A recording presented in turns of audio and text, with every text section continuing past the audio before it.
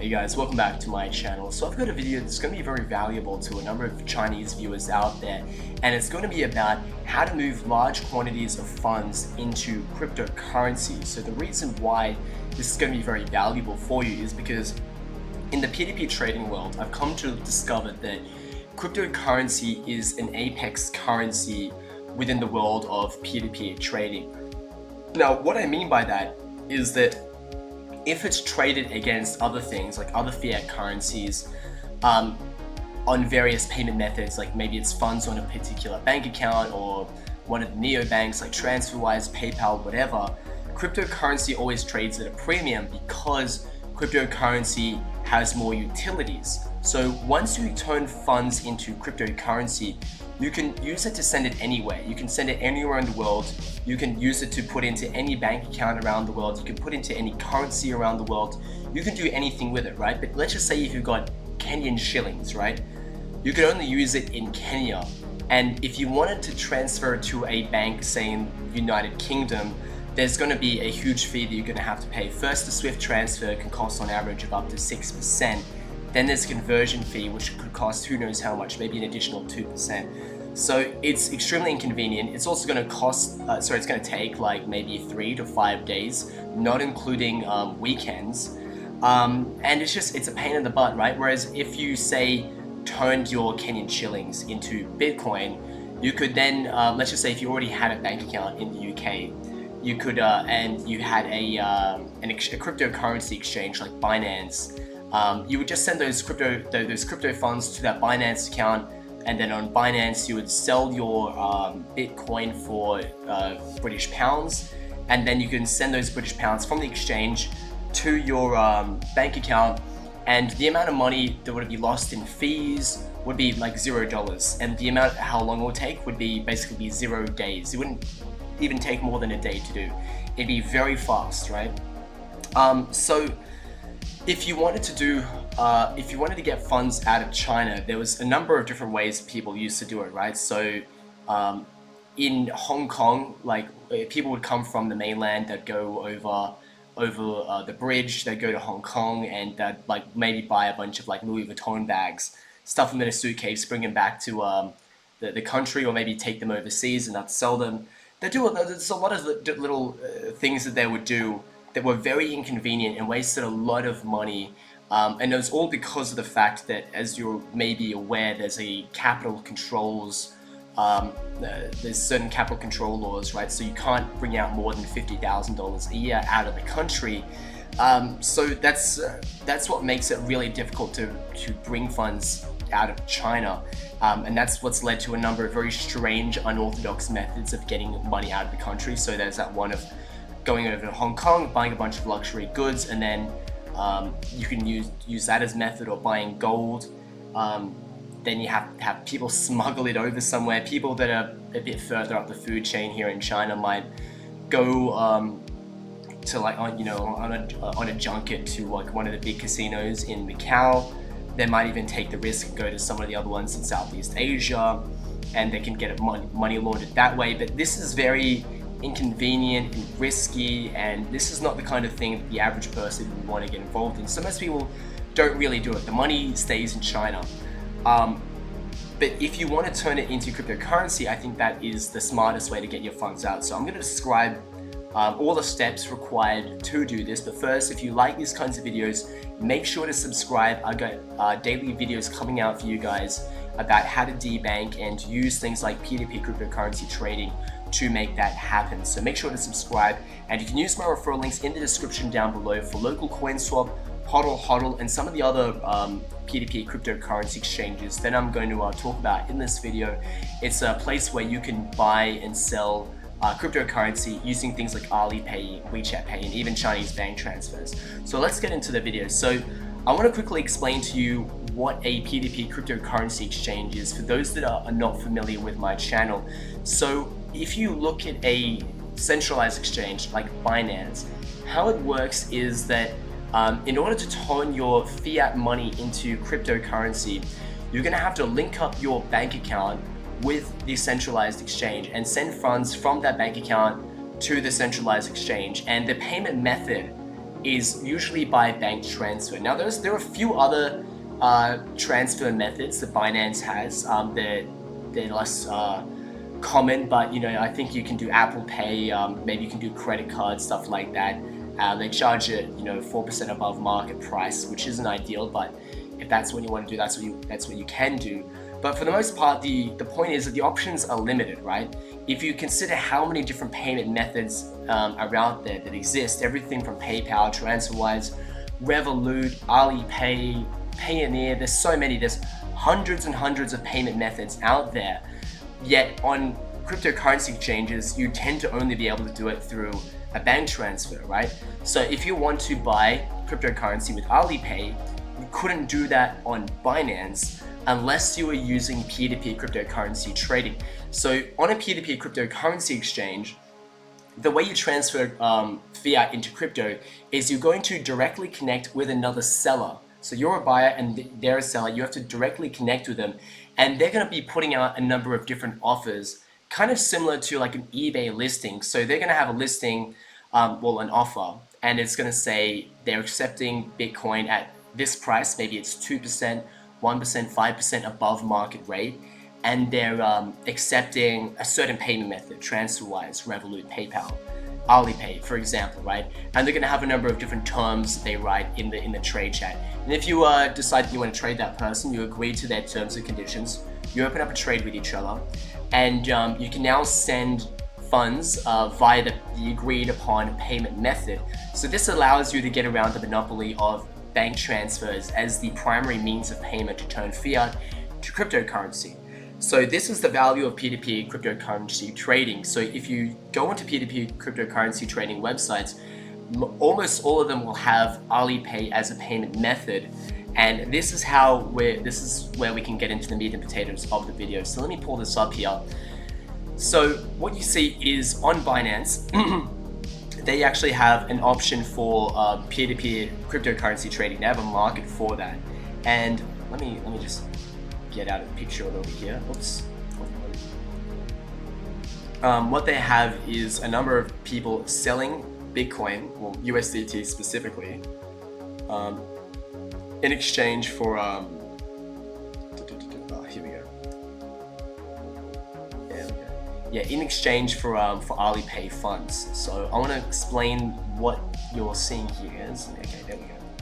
So even though I've kind of railed against Binance in the past, the reason why centralized exchanges have value in general is because they have really good rates. So if I look at what the rate of 1 USD to 1 CNY is, it's 7.26, and on here on Binance, you can buy 1 USDT for 7.27, right? Which is just 1 cent, I don't know what you call it, jiao in Chinese, right? It's like a cent.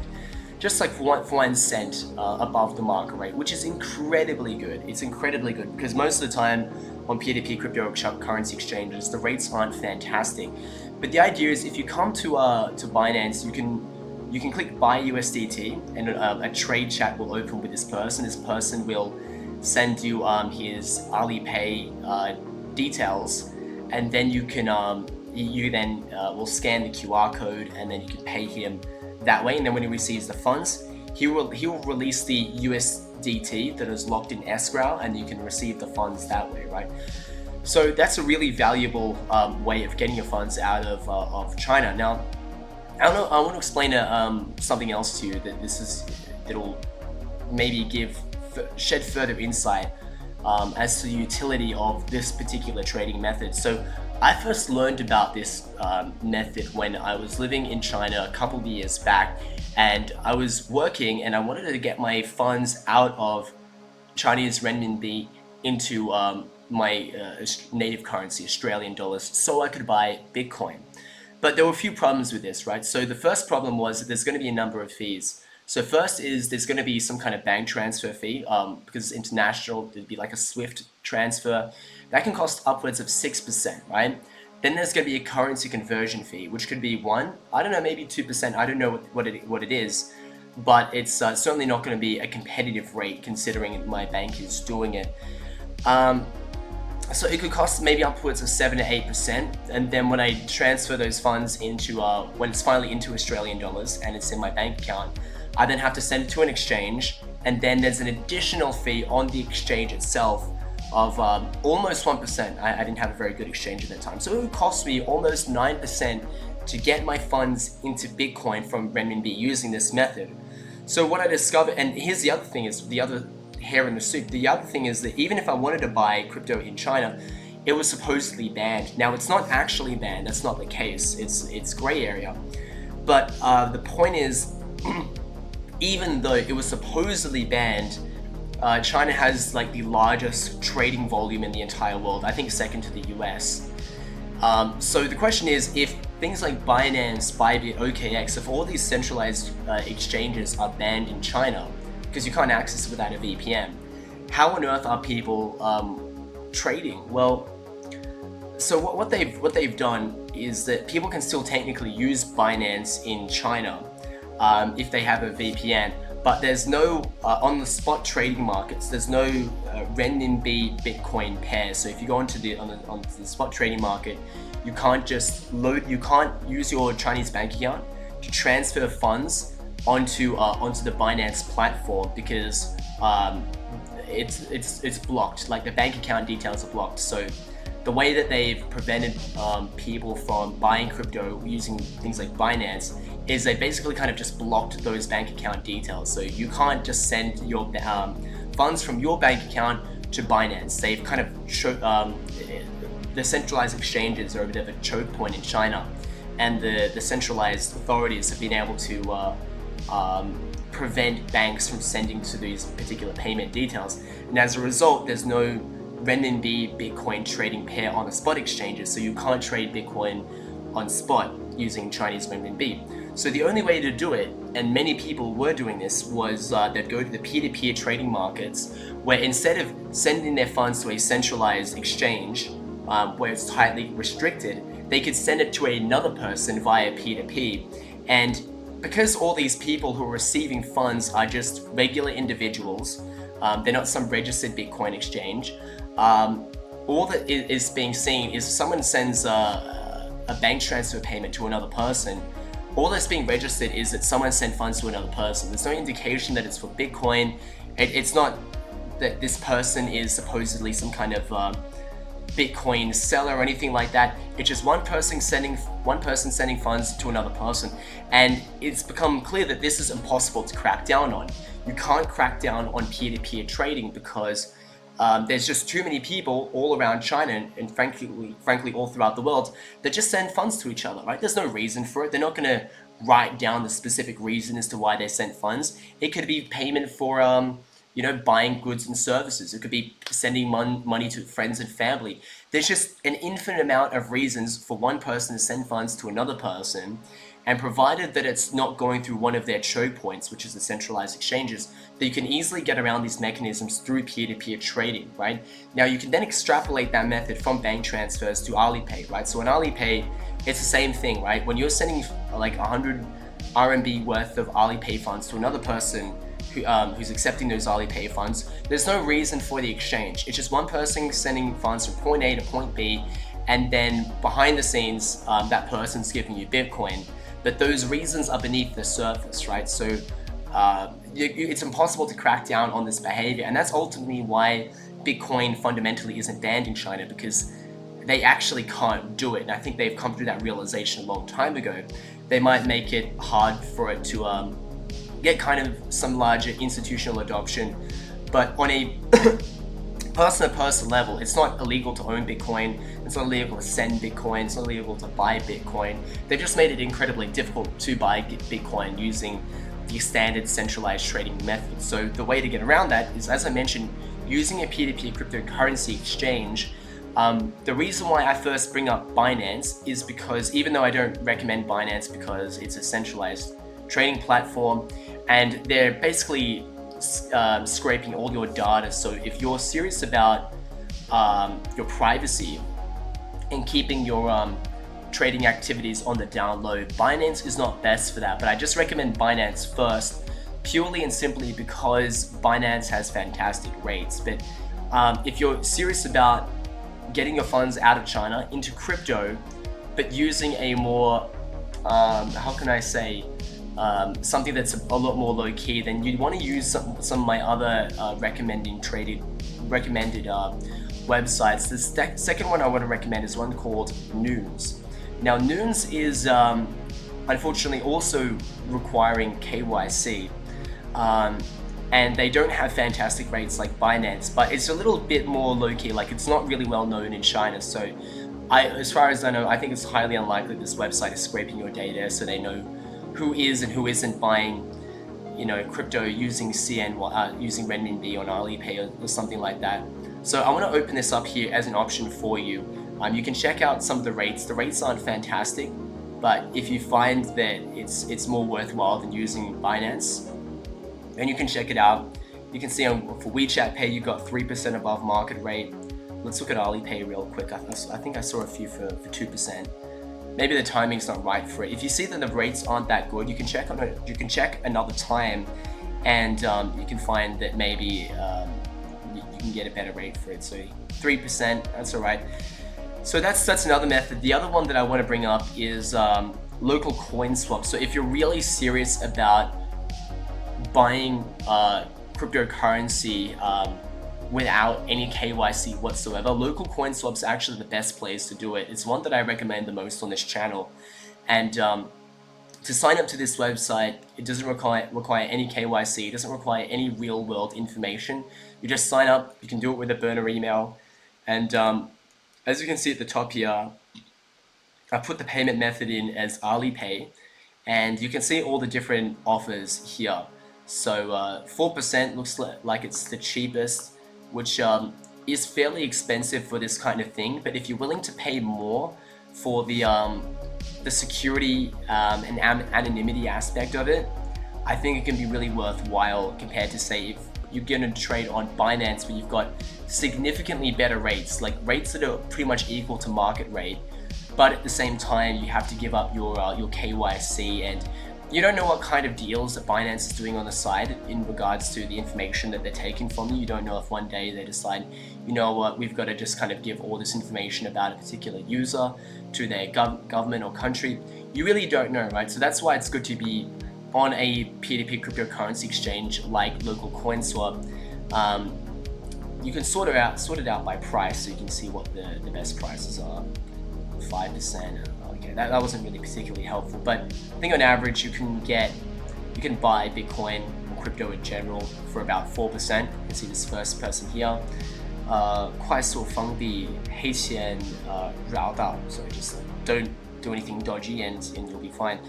So let's assume now you've got your cryptocurrency, you've got your funds out of renminbi, and you've got a bunch of cryptocurrency. What do you do now? So let's just assume that you've got you want to transfer those funds to the United States. The assumption, of course, is you've already got a bank account in this country. If it's your own bank account, then what you're going to want to do is to open a centralized exchange account, maybe Coinbase or Binance, not Binance, maybe Binance US. Open up an account, and when that's opened and it's fully verified, then you're just going to send your crypto that you've bought on one of these exchanges that I've talked about already.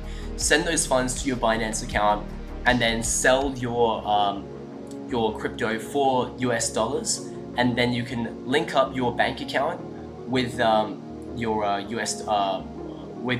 Binance account or your Coinbase account, and then you just send those funds that you've got on your US dollars on Binance, send it from there to your bank account, and then voila, you've been able to send funds from China to US dollars using cryptocurrency.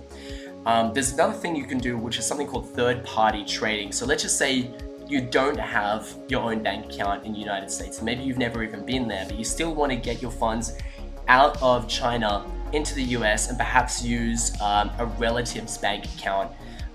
So the problem is, if you were to send your funds to, if you had cryptocurrency and you were to send it to Binance, you wouldn't be able to withdraw those funds to a bank account that is not in your name. So let's just say your name is Bob, and your bank account name is also named Bob. It's your bank account. You can send those funds from Binance to your American bank account. But let's just say your name is Bob on Binance, but you want to send the funds to someone called Jeff. That won't be allowed. It can only be sent to someone that's in your name. So you're going to require a different method of getting those funds out, and that's something I call third-party trading. I made a video about this recently, but the rundown is essentially this. So what you've done, we'll go back to the step one, right? So you've got your funds on Alipay, you've gone to local CoinSwap, and you've purchased Bitcoin on this website in exchange for Alipay funds. You found a buyer like this person here at the top. You've clicked the buyer button. He sent you the Alipay QR code and details. You've sent the funds to him via Alipay, and now you've got Bitcoin on local CoinSwap. What you're then going to do is you're going to sell these funds on this website, and you're going to you're going to open up you're going to go click on sell crypto, and let's just, again, we're going to use the example of the US bank account, right? So you want to get those funds to the US. I'm going to click bank transfer, and I'm going to click we'll just say United States. All right, here we go. So location is United States, payment method is bank transfer. So you've got Bitcoin already in your local CoinSwap wallet, and you're now going to want to find someone who's buying cryptocurrency. So we're going to click on this first person here, and you're going to sell to this first person. I'm going to click on sell. Right, so what's going to happen is, let's just say you want to transfer 0.01 Bitcoin, right? So that's worth around 6K USD. You're going to click sell Bitcoin, and it's going to open up a trade chat with this other person, and he's going to send you whatchamacallit? So you're going to provide him with the bank details of the person you want to receive your funds. So maybe it's your cousin, brother, whatever, whoever it is. Get the bank details from them, and then you're going to provide it to this person here. And this person, this seller, he's going to send those funds to the recipient that you've provided for him. And then just make sure to be on the call with your brother, cousin, whoever's receiving the funds. And when they say they've received the funds exactly, then you release the funds that are in escrow. So the Bitcoin that you originally bought on this website, you can now sell to this person who's sent those funds to the other person, and the trade will be complete. Maybe I just need to quickly clarify on some of the trading dynamics of how this works, because maybe this is a bit confusing to you for those who've never done it. When you open up a trade with this person, what you'll need to do first is to put your funds into an escrow, and the escrow will mean that it'll allow the person you're trading with to safely send funds without you having the possibility of scamming him. So you first fund the funds in escrow, then you provide him with the payment details. The seller, the person you're dealing with, he'll send funds to your brother, cousin, whoever the payment details belong to. He'll send funds to them. Once you confirm those funds are arrived, you then click a button that will release the funds in escrow, and it'll go to him. Then the trade is completed, right? So that's how to do third-party payments, and that's another way you can get your funds out of China. I think it's a very smart way of getting funds out. So I hope this video wasn't too complicated. Yeah, I think it was, especially for those that are a little unfamiliar with peer-to-peer cryptocurrency trading. But if that's the case, and you're curious, but you're still curious about how these things work, feel free to ask me a question in the comments below. I'm very happy to answer these questions. And if you are interested in trying some of these things out, use my referral link in the description down below for local CoinSwap. You can also use Noons and Binance. You can use my referral link in the description down below. You can get a special discount on the fees. And make sure to subscribe to this channel to get daily updates about how to debank and use peer-to-peer cryptocurrency trading exchanges. So thanks a lot for watching, guys, and I'll see you next time.